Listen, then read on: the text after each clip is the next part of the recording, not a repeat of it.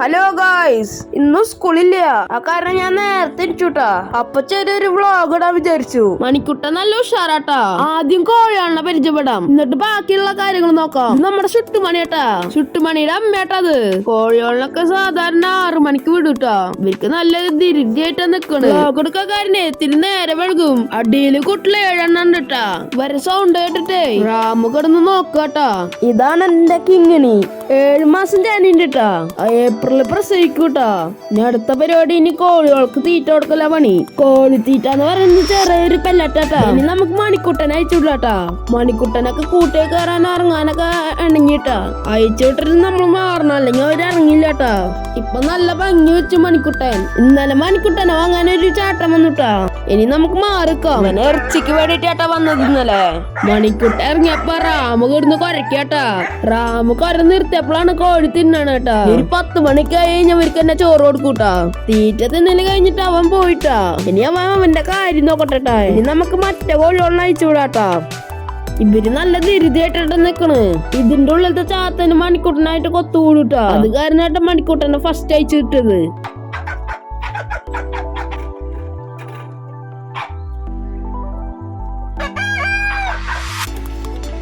ഇനി അതിന്റെ ഉള്ളിൽ 3 കോഴികളുണ്ട് കേട്ടാ. ഒരു കോഴി കണ്ണു കാണാത്തത്, ഒരു കോഴി പൊരുന്നായിരിക്കാട്ടാ. കോളിൽ ഒരു കൂടുണ്ട് കേട്ടാ. ആ കൂട്ടില് ഒരു കോഴി പൊരുന്നായിത്തേക്കാട്ടാ. ഇനി നമുക്ക് പ്രാവോളം അയച്ചുവിടാം. ഈ ചോപ്പ് പ്രാവിന് കണ്ണ് കാണില്ല കേട്ടാ, ഒരു കണ്ണ്. ഇനി നമുക്ക് എല്ലാ പ്രാവോളം അയച്ചുവിടാട്ടാ.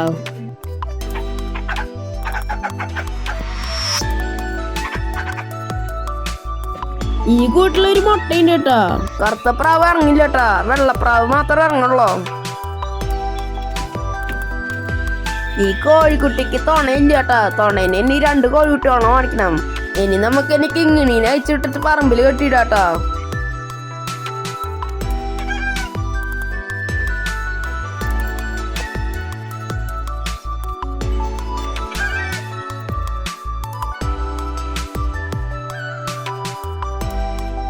ഇനി നമുക്ക് ഇനി പറമ്പില് കൊണ്ടുപോയി കെട്ടട്ടെ.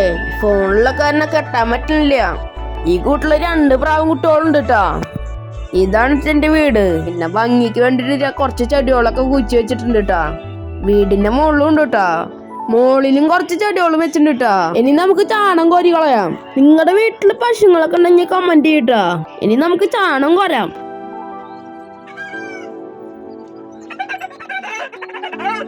ചാണം കോരി കഴിഞ്ഞുട്ടാ. ഇനി നമുക്ക് ഇനി പശുവിന് തിട്ടെടുക്കാം. ഞങ്ങൾ ഉഴുന്നുണ്ട് അവിടെ ആട്ടാ കൊടുക്കണേ. 3 പാത്രം.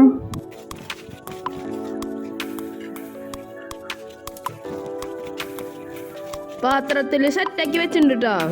ഇതാണ് ഉഴുന്നുണ്ട് അവിടെ.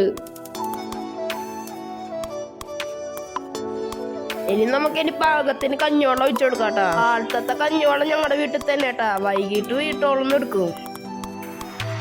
ഇനി നമുക്ക് മിക്സ് ആക്കി കൊടുക്കാട്ടാ. ഞങ്ങൾ ശരിക്കും പറഞ്ഞ മിക്സ് തവടാട്ട കൊടുക്കാറ്. ഒരു ചാക്കിന് 350 രൂപ കേട്ടാ. അത് ഓട്ടുപാറ ഹോസ്പിറ്റലിന്റെ ബാക്കിലായിട്ടാ വരുന്നത്. ആ കട മുടക്കായ കാരണം വീടിന്റെ അടുത്തുനിന്ന് തീറ്റ. ആ വീട്ടിൽ എന്തൊക്കെ ചേർക്കാതെ ഞാൻ പറഞ്ഞുതരാം. കൊള്ളി പുഴുങ്ങിയതും, പിന്നെ പുല്ല് കഷ്ണാക്കിയതും, പിന്നെ നെല്ല് കുത്തിയ തവിടും, ഈ വക സാധനങ്ങൾ മാത്രം മിക്സ് ആക്കുള്ളൂട്ടാ. എല്ലാ തവിടുകളും 3 പാത്രമായിട്ടാ കൊടുക്കുക. അതൊക്കെ പോട്ടെ, ഇനി പണിയിലേക്ക് കിടക്കാം. ഇനി പശുവിനെ കൊടുക്കാട്ടാ തീറ്റ. ഞങ്ങള് എല്ലാവർക്കും തീറ്റ കൊടുക്കുമ്പോൾ നല്ല നേരം വൈകിട്ടാ. സാധാരണ 6 മണി 7 മണി ആ ടൈമിലെ കൊടുക്കാറില്ലോട്ടാ. ഇതിപ്പോ എത്രയായിട്ടാ. ഇന്ന് സ്കൂളില്ലാത്ത കാരണം പിന്നെ കുഴപ്പമില്ല. 3:30 4:30 ആകുമ്പോ പശുവിനെ പാടത്തി കൊണ്ടുകൂട്ടാ. ഞങ്ങളുടെ വീടിന്റെ അടുത്തുള്ളത്. ആ തീറ്റ തിന്നിട്ട് കഴിഞ്ഞ് ഇനി വെള്ളം ഒഴിച്ചു കൊടുക്കൂട്ടാ. ആ പരിപാടി കഴിഞ്ഞിട്ട് പുറത്തേക്ക് ഇറങ്ങിയപ്പോ പോയി സൂര്യൻ ഉദിച്ചു വരേണ്ടി വരും. നല്ല രസം ഉണ്ടായിരുന്നു. അപ്പൊ അതിന്റെ ഇടയിൽ എന്റെ പാപ്പന്റെ ഉണ്ണി വന്നിട്ട് പല്ലേക്കായിരുന്നു കേട്ടാ. അതിന്റെ കൂടി ഒരു വീഡിയോ എടുത്തു. ഇതാണ് എന്റെ പാപ്പന്റെ ഉണ്ണി. ഞങ്ങളുടെ വീടിന്റെ അടുത്തുള്ള അമ്മായി പണിക്ക് പോട്ടാ. അപ്പൊ എത്ര വ്ളോഗ്. ഇനി അടുത്ത വീഡിയോ ആയിട്ട് വരാട്ടാ. ബൈ.